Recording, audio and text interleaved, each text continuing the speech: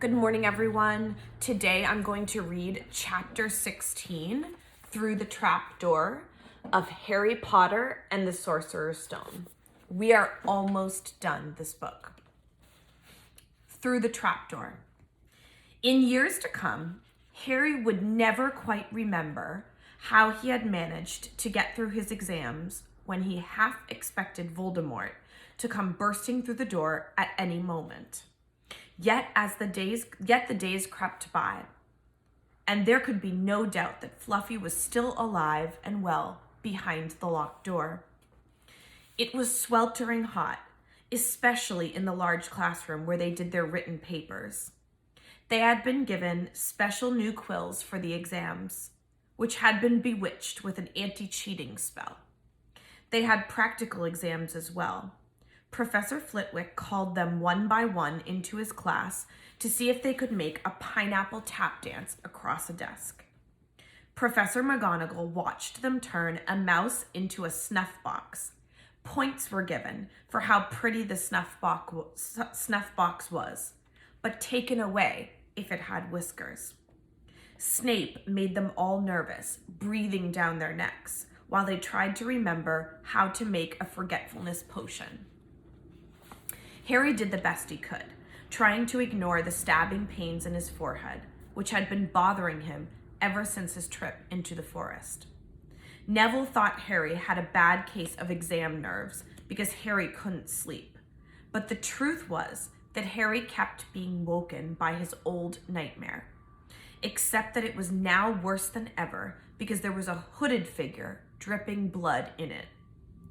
Maybe it was because they hadn't seen what Harry had seen in the forest, or because they didn't have scars burning on their foreheads.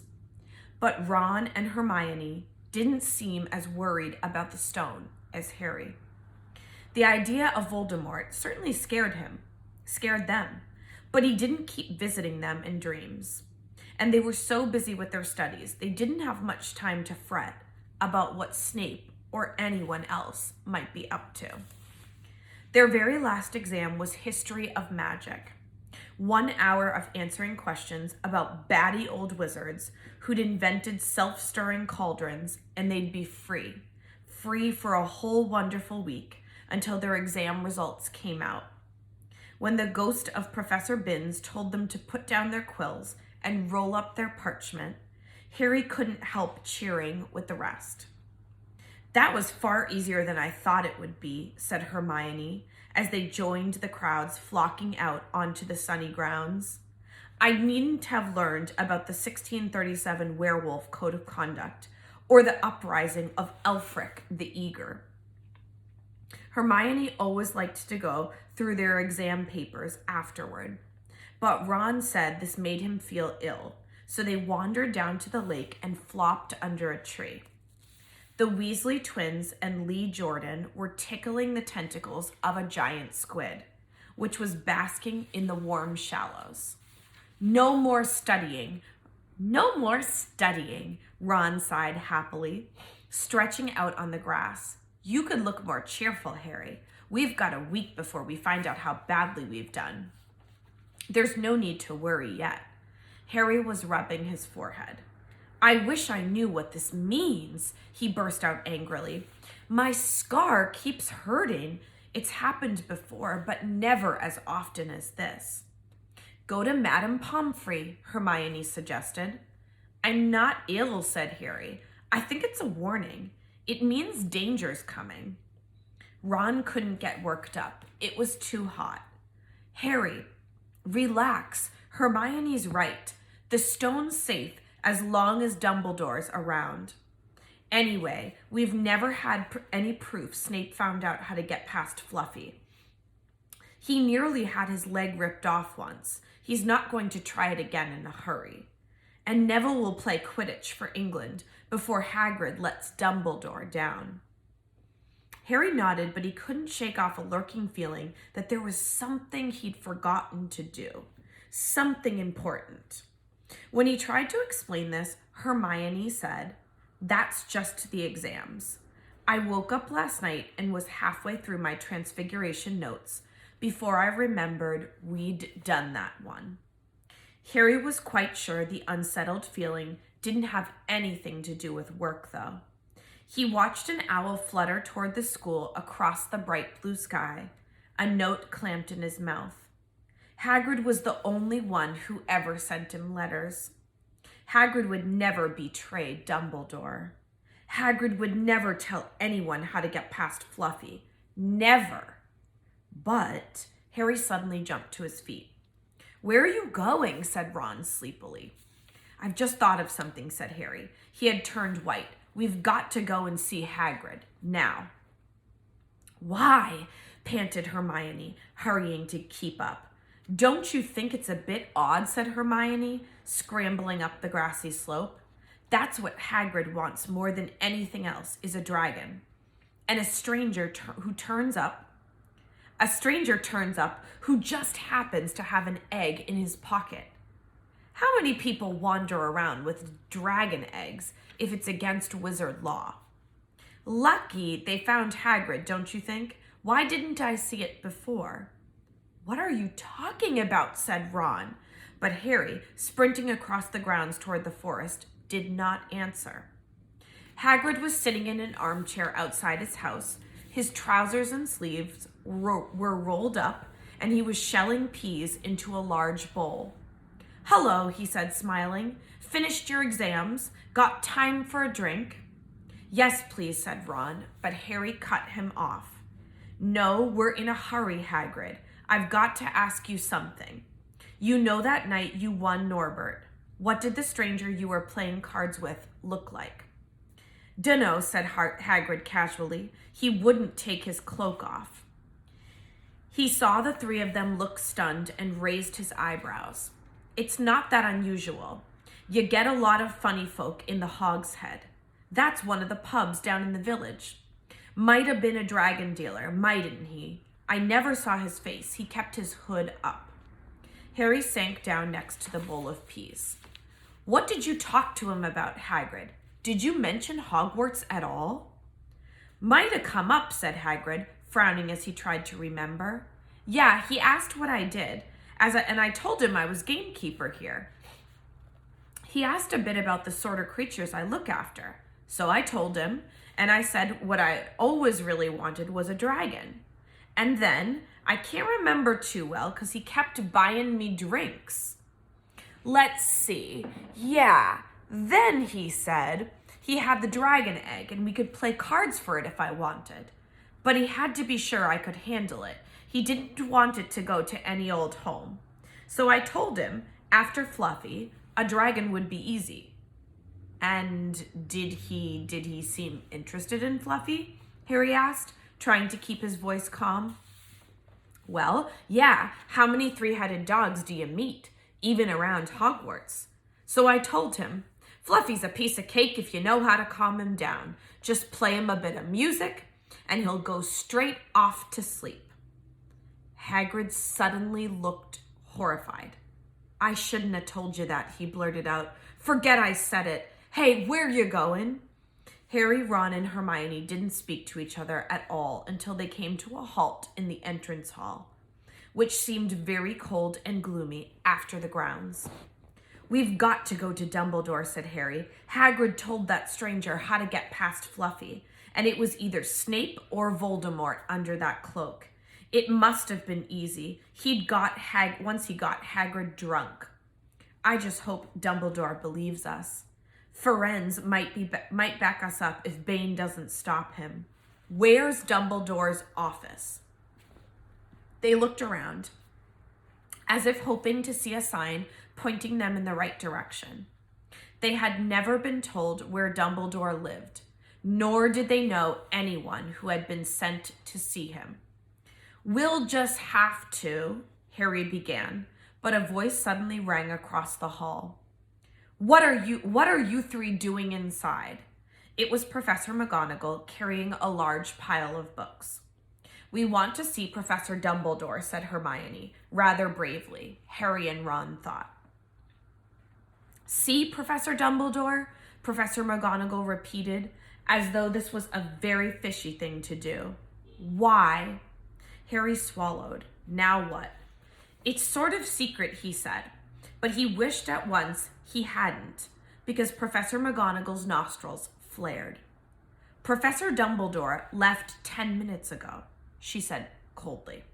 "He received an urgent owl from the Ministry of Magic and flew off for London at once." "He's gone?" said Harry frantically. "Now?" "Professor Dumbledore is a very great wizard, Potter. He has many demands on his time." "But this is important." "Something you have to say is more important than the Ministry of Magic, Potter?" "Look," said Harry, throwing caution to the winds. "Professor, it's about the Sorcerer's Stone." Whatever Professor McGonagall had expected, it wasn't that. The books she was carrying tumbled out of her arms, but she didn't pick them up. "How do you know?" she spluttered. "Professor, I think I know that someone's going to try and steal the stone. I've got to talk to Professor Dumbledore." She eyed him with a mixture of shock and suspicion. "Professor Dumbledore will be back tomorrow," she said finally. "I don't know how you found out about the stone, but rest assured, no one can possibly steal it. It's too well protected." "But Professor..." "Potter, I know what I'm talking about," she said shortly. She bent down and gathered up the fallen books. "I suggest you all go back outside and enjoy the sunshine." But they didn't. "It's tonight," said Harry, once he was sure Professor McGonagall was out of earshot. "Snape's going through the trap door tonight. He's found out everything he needs, and now he's got Dumbledore out of the way. He sent that note. I bet the Ministry of Magic will get a real shock when Dumbledore turns up." "But what can we..." Hermione gasped. Harry and Ron wheeled around. Snape was standing there. "Good afternoon," he said smoothly. They stared at him. "You shouldn't be inside on a day like this," he said with an odd, twisted smile. Harry began, without any idea what he was going to say. "You want to be more careful," said Snape. "Hanging around like this, people will think you're up to something. And Gryffindor really can't afford to lose any more points, can it?" Harry flushed. They turned to go outside, but Snape called them back. "Be warned, Potter. Any more nightmare wanderings, and I will personally make sure you are expelled. Good day to you." He strode off in the direction of the staff room. Out on the stone steps, Harry turned to the others. "Right. Here's what we've got to do," he whispered urgently. "One of us has got to keep an eye on Snape. Walk outside the staff room and follow him if he leaves it. Hermione, you'd better do that." "Why me?" "It's obvious," said Ron. "You can pretend to be waiting for Professor Flitwick, you know." He put on a high voice. "Oh, Professor Flitwick, I'm so worried. I think I got question 14B wrong." "Oh, shut up," said Hermione, but she agreed to go and watch out for Snape. "And we'd better stay outside the third-floor corridor," Harry told Ron. "Come on." But that part of the plan didn't work. No sooner had they reached the door, separating Fluffy from the rest of the school, than Professor McGonagall turned up again, and this time she lost her temper. "I suppose you think you're harder to get past than a pack of enchantments," she stormed. "Enough of this nonsense. If I hear you've come anywhere near here again, I'll take another 50 points from Gryffindor. Yes, Weasley, from my own house." Harry and Ron went back to the common room. Harry had just said, "At least Hermione's on Snape's trail," when the portrait of the fat lady swung open and Hermione came in. "I'm sorry, Harry," she wailed. "Snape came out and asked me what I was doing, so I said I was waiting for Flitwick, and Snape went to get him, and I've only just got away. I don't know where Snape went." "Well, that's it then, isn't it?" Harry said. The other two stared at him. He was pale and his eyes were glittering. "I'm going out of here tonight, and I'm going to try and get to the stone first." "You're mad," said Ron. "You can't," said Hermione. "After what Professor McGonagall and Snape have said, you'll be expelled." "So what?" Harry shouted. "Don't you understand? If Snape gets hold of the stone, Voldemort's coming back. Haven't you heard what it was like when he was trying to take over? There won't be any Hogwarts to get expelled from. He'll flatten it or turn it into a school for the dark arts. Losing points doesn't matter anymore. Can't you see? Do you think he'll leave you and your families alone if Gryffindor wins the House Cup? If I get caught before I can get to the stone, well, I'll have to go back to the Dursleys and wait for Voldemort to find me there. It's only dying a bit later than I would have, because I'm never going over to the dark side. I'm going through that trapdoor tonight, and nothing you two say is going to stop me. Voldemort killed my parents, remember? He glared at them. You're right, Harry, said Hermione in a small voice. I'll use the invisibility cloak, said Harry. It's just lucky I got it back. But will it cover all three of us, said Ron. All three of us? Oh, come off it. You don't think we'd let you go alone? Of course not, said Hermione briskly. How do you think you'd get to the stone without us? I'd better go and look through my books. There might be something useful. But if we get caught, you two will be expelled too. Not if I can help it, said Hermione grimly. Flitwick told me in secret that I got 112% on his exam. They're not throwing me out after that. After dinner, the three of them sat nervously apart in the common room. Nobody bothered them. None of the Gryffindors had anything to say to Harry anymore, after all. This was the first night he hadn't been upset by it. Hermione was skimming through all her notes, hoping to come across one of the enchantments they were about to try to break. Harry and Ron didn't talk much. Both of them were thinking about what they were about to do. Slowly the room emptied as people drifted off to bed. Better get the cloak, Ron muttered as Lee Jordan finally left, stretching and yawning. Harry ran upstairs to their dark dormitory. He pulled out the cloak, and then his eyes fell on the flute Hagrid had given him for Christmas. He pocketed it to use on Fluffy. He didn't feel much like singing. He ran back down to the common room. We'd better put the cloak on here and make sure it covers all three of us. If Filch spots one of our feet wandering along on its own. What are you doing? Said a voice from the corner of the room. Neville appeared from behind an armchair, clutching Trevor the Toad, who looked as though he'd been making another bid for freedom. Nothing, Neville, nothing, said Harry, hurriedly putting the cloak behind his back. Neville stared at their guilty faces. You're going out again? He said. No, said Hermione. No, we're not. Why don't you go to bed, Neville? Harry looked at the grandfather clock by the door. They couldn't afford to waste any more time. Snape might even now be playing Fluffy to sleep. You can't go out, said Neville. You'll be caught again. Gryffindor will be in even more trouble. You don't understand, said Harry. This is important. But Neville was clearly steeling himself to do something desperate. I won't let you do it, he said, hurrying to stand in front of the portrait hole. I'll fight you. Neville, Ron exploded, get away from that hole and don't be an idiot. Don't you call me an idiot, said Neville. I don't think you should be breaking any more rules. And you were the one who told me to stand up to people. Yes, but not to us, said Ron in exasperation. Neville, you don't know what you're doing. He took a step forward and Neville dropped Trevor the Toad, who leapt out of sight. Go on, then. Try and hit me, said Neville, raising his fists. I'm ready. Harry turned to Hermione. Do something, he said desperately. Hermione stepped forward. Neville, she said, I'm really, really sorry about this. She raised her wand. Petrificus totalis, she cried, pointing it at Neville.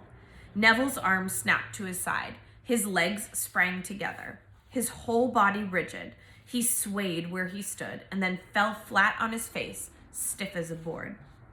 Hermione ran to turn him over. Neville's jaws were jammed together so he couldn't speak. Only his eyes were moving, looking at them in horror. "What have you done to him?" Harry whispered. "It's the full body bind," said Hermione miserably. "Oh, Neville, I'm so sorry." "We had to, Neville. No time to explain," said Harry. "You'll understand later, Neville," said Ron as they stepped over him and pulled on the invisibility cloak. But leaving Neville lying motionless on the floor didn't feel like a very good omen. In their nervous state, every statue's shadow looked like Filch. Every distant breath of wind sounded like Peeves swooping down on them. At the foot of the first set of stairs, they spotted Mrs. Norris skulking near the top. "Oh, let's kick her just this once," Ron whispered in Harry's ear, but Harry shook his head. As they climbed carefully around her, Mrs. Norris turned her lamp-like eyes on them, but didn't do anything. They didn't meet anyone else until they reached the staircase up to the 3rd floor. Peeves was bobbing halfway up, loosening the carpet so that people would trip. "Who's there?" he said suddenly, as they climbed toward him. He narrowed his wicked black eyes. "Know you're there, even if I can't see you. Are you ghouly or ghosty or wee student beastie?" He rose up in the air and floated there, squinting at them. "Should call Filch, I should, if something's a-creepin' around unseen." Harry had a sudden idea. "Peeves," he said in a hoarse whisper. "The Bloody Baron has his own reasons for being invisible." Peeves almost fell out of the air in shock. He caught himself in time and hovered about a foot off the stairs. "So sorry, your bloodiness, Mr. Baron, sir," he said greasily. My mistake. I didn't see you. Of course I didn't. You're invisible. Forgive old Peevesy his little joke, sir." "I have business here, Peeves," croaked Harry. "Stay away from this place tonight." "I will, sir. I most certainly will," said Peeves, rising up in the air again. "Hope your business goes well, Baron. I'll not bother you." And he scooted off. "Brilliant, Harry," whispered Ron. A few seconds later, they were there, outside the 3rd floor corridor, and the door was already ajar.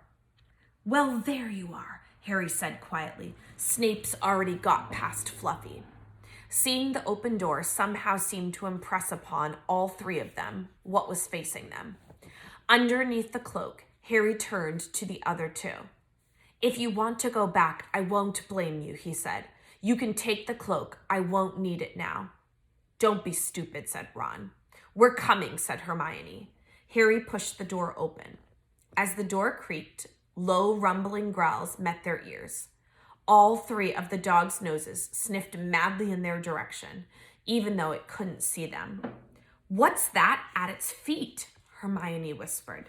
"Looks like a harp," said Ron. "Snape must have left it there." "It must wake up the moment you stop playing," said Harry. "Well, here goes." He put Hagrid's flute to his lips and blew. It wasn't really a tune, but from the first note, the beast's eyes began to droop. Harry hardly drew breath. Slowly, the dog's growls ceased. It tottered on its paws and fell to its knees. Then it slumped to the ground, fast asleep.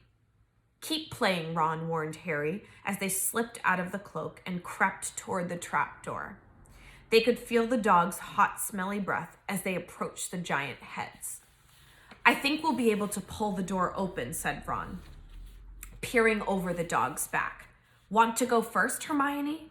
"No, I don't." "All right." Ron gritted his teeth and stepped carefully over the dog's legs. He bent and pulled the ring of the trapdoor, which swung up and open. "What can you see?" Hermione said anxiously. "Nothing, just black. There's no way of climbing down. We'll just have to drop." Harry, who was still playing the flute, waved at Ron to get his attention and pointed at himself. "You want to go first? Are you sure?" said Ron. "I don't know how deep this thing goes. Give the flute to Hermione so she can keep him asleep." Harry handed the flute over. In the few seconds of silence, the dog growled and twitched, but the moment Hermione began to play, it fell back into its deep sleep. Harry climbed over it and looked down through the trapdoor.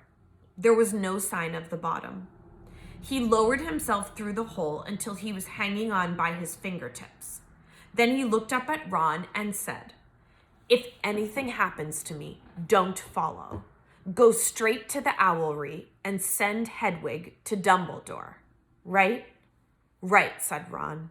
"See you in a minute, I hope." And Harry let go. Cold, damp air rushed past him as he fell down, down, down, and flump. With a funny, muffled sort of thump, he landed on something soft. He sat up and felt around, his eyes not used to the gloom. It felt as though he was sitting on some sort of plant. "It's okay," he called up to the light, the size of a postage stamp, which was the open trapdoor. "It's a soft landing. You can jump." Ron followed right away. He landed sprawled next to Harry. "What's this stuff?" were his first words. "Dunno, some sort of plant thing. I suppose it's here to break the fall. Come on, Hermione." The distant music stopped. There was a loud bark from the dog, but Hermione had already jumped. She landed on Harry's other side. "We must be miles under the school," she said. "Lucky this plant thing's here, really," said Ron. "Lucky?" shrieked Hermione. "Look at you both." She leapt up and struggled toward a damp wall. She had to struggle because the moment she had landed, the plant had started to twist, snake-like tendrils around her ankles. As for Harry and Ron, their legs had already been bound tightly in long creepers without their noticing. Hermione had managed to free herself before the plant got a firm grip on her. Now she watched in horror as the two boys fought to pull the plant off them. But the more they strained against it, the tighter and faster the plant wound around them. "Stop moving," Hermione ordered them. "I know what this is. It's Devil's Snare." "Oh, I'm so glad we know what it's called. That's a great help," snarled Ron, leaning back, trying to stop the plant from curling around his neck. "Shut up. I'm trying to remember how to kill it," said Hermione. "Well, hurry up. I can't breathe," Harry gasped, wrestling with it as it curled around his chest. Devil's Snare, Devil's Snare. What did Professor Sprout say? It likes the dark and the damp. "So light a fire," Harry choked. "Yes, of course, but there's no wood," Hermione cried, wringing her hands. "Have you gone mad?" Ron bellowed. "Are you a witch or not?" "Oh, right," said Hermione. And she whipped out her wand, waved it, muttered something, and sent a jet of the same bluebell flames she had used on Snape at the plant. In a matter of seconds, the two boys felt it loosening its grip as it cringed away from the light and warmth. Wriggling and flailing, it unraveled itself from their bodies and they were able to pull free. "Lucky you pay attention in herbology, Hermione," said Harry as he joined her by the wall, wiping sweat off his face. "Yeah," said Ron, "and lucky Harry doesn't lose his head in a crisis. There's no wood, honestly." "This way," said Harry, pointing down a stone passageway, which was the only way forward. All they could hear apart from their footsteps was the gentle drip of water trickling down the walls. The passageway sloped downward, and Harry was reminded of Gringotts. With an unpleasant jolt of the heart, he remembered the dragons said to be guarding vaults in the Wizard's Bank. If they met a dragon, a fully grown dragon, Norbert had been bad enough. "Can you hear something?" Ron whispered. Harry listened. A soft rustling and clinking seemed to be coming from up ahead. "Do you think it's a ghost?" "I don't know. Sounds like wings to me." "There's light ahead. I can see something moving." They reached the end of the passageway and saw before them a brilliantly lit chamber, its ceiling arching high above them.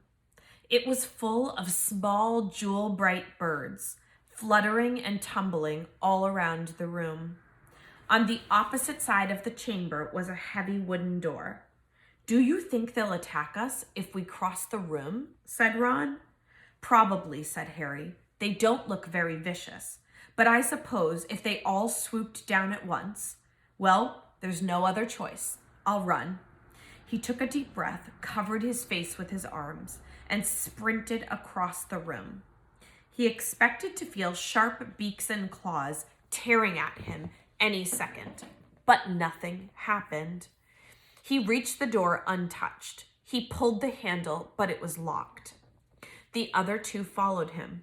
They tugged and heaved at the door, but it wouldn't budge, not even when Hermione tried her Aloud-Chapter charm. "Now what?" said Ron. "These birds, they can't just be here just for decoration," said Hermione.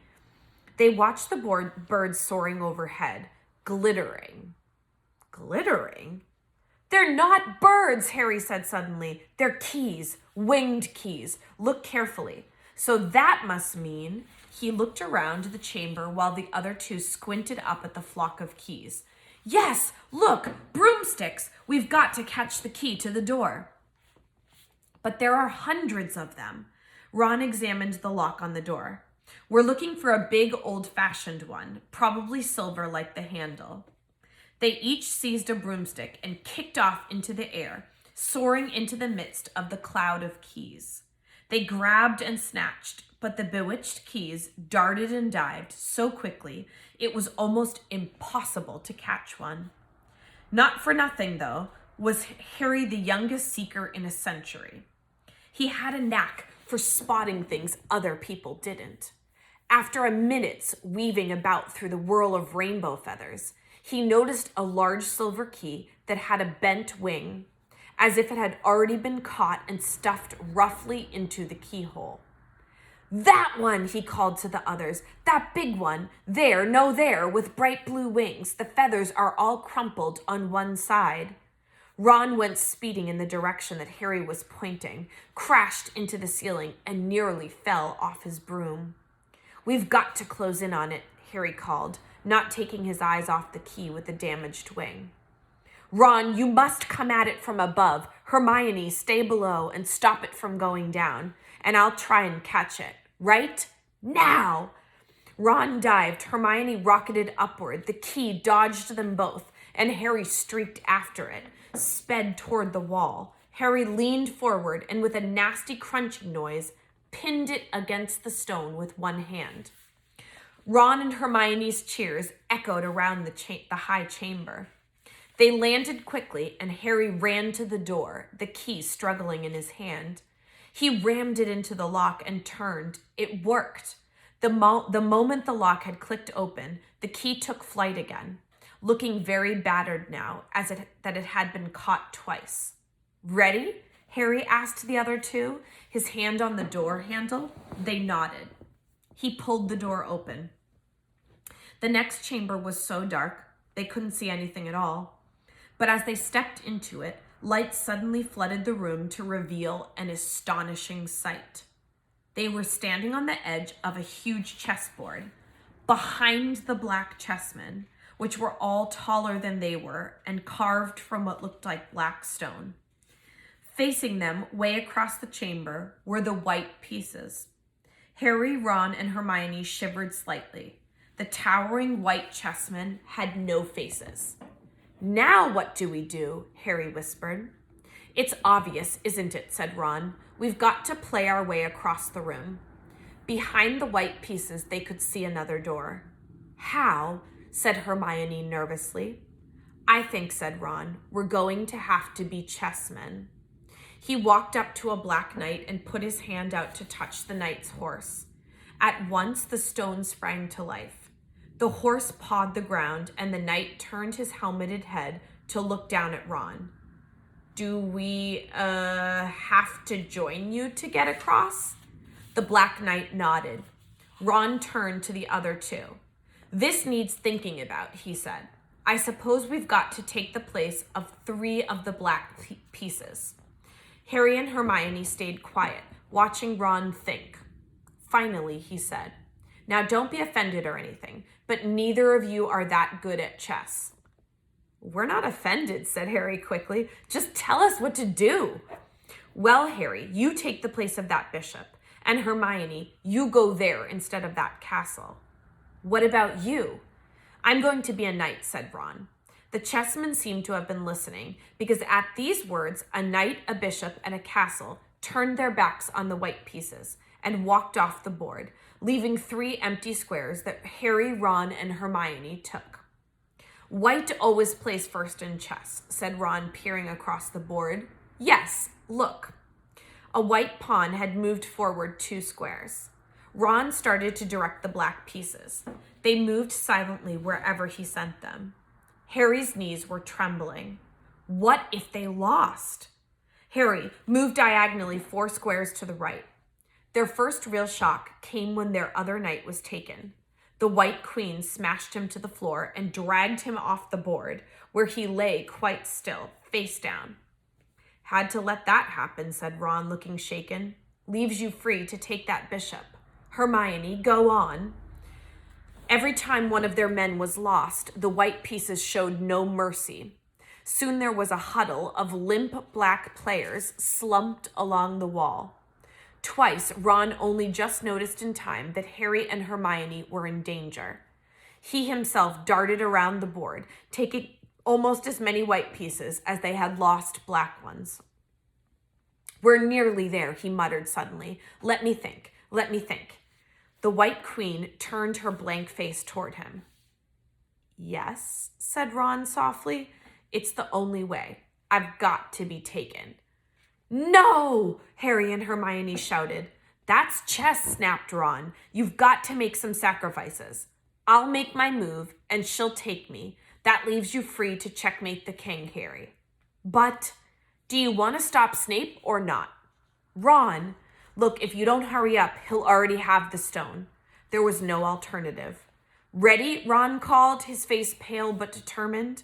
Here I go. Now don't hang around once you've won. He stepped forward and the white queen pounced. She struck Ron hard across the head with her stone arm, and he crashed to the floor. Hermione screamed, but stayed on her square. The white queen dragged Ron to one side. He looked as if he'd been knocked out. Shaking, Harry moved 3 spaces to the left. The white king took off his crown and threw it at Harry's feet. They had won. The chessmen parted and bowed, leaving the door ahead clear. With one last desperate look back at Ron, Harry and Hermione charged through the door and up the next passageway. What if He'll be all right, said Harry, trying to convince himself. What do you reckon's next? We've had sprouts. That was the devil's snare. Flitwick must have put charms on the keys. McGonagall transfigured the chessmen to make them alive. That leaves Quirrell's spell and Snape's. They had reached another door. All right, Harry whispered. Go on. Harry pushed it open. A disgusting smell filled their nostrils, making both of them pull their robes up over their noses. Eyes watering, they saw, flat on the floor in front of them, a troll even larger than the one they had tackled, out cold with a bloody lump on its head.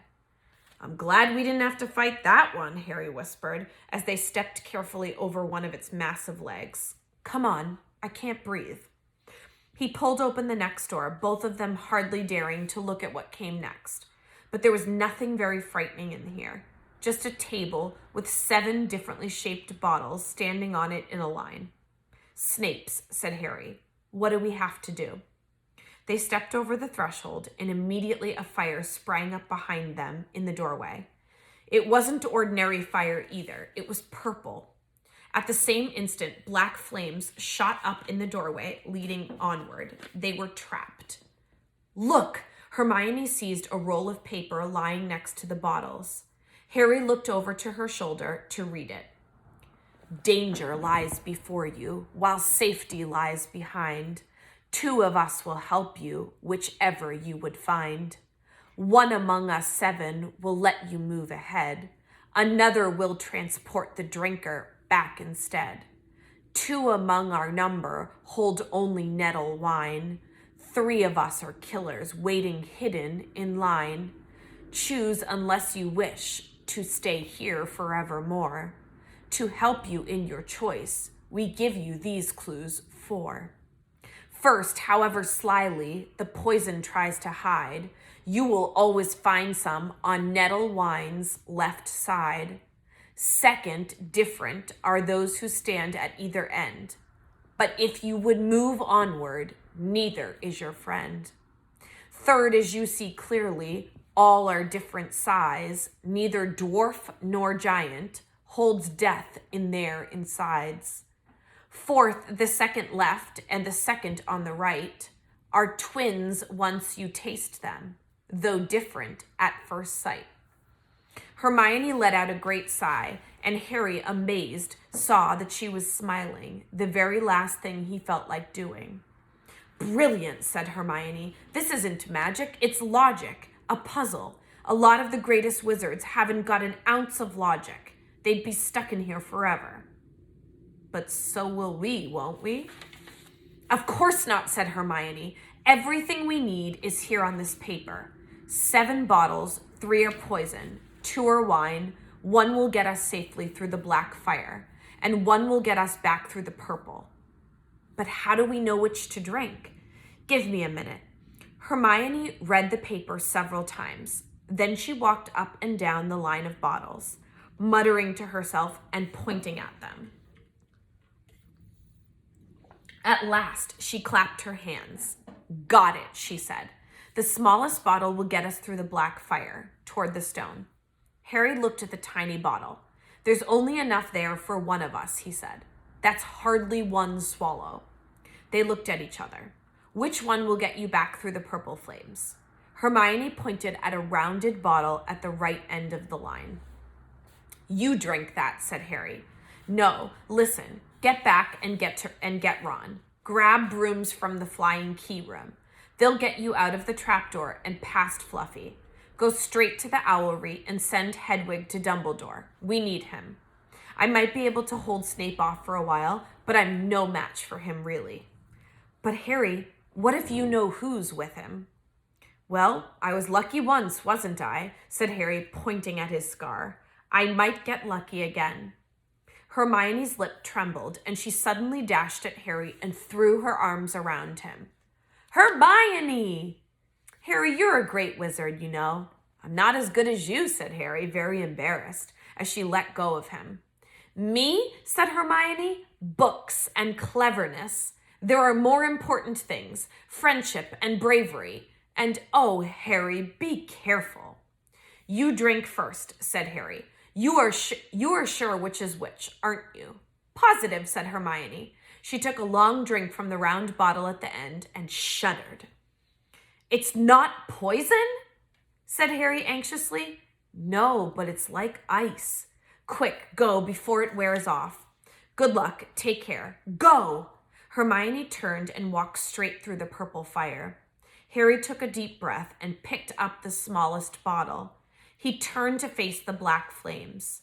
Here I come, he said, and he drained the little bottle in one gulp. It was indeed as though ice was flooding his body.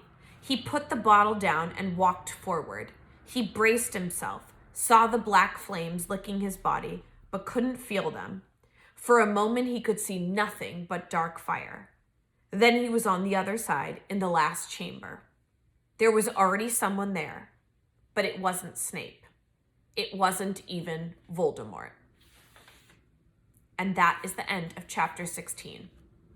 Tomorrow we will read the last and final chapter, chapter 17, The Man with Two Faces. See you tomorrow for the conclusion of the book.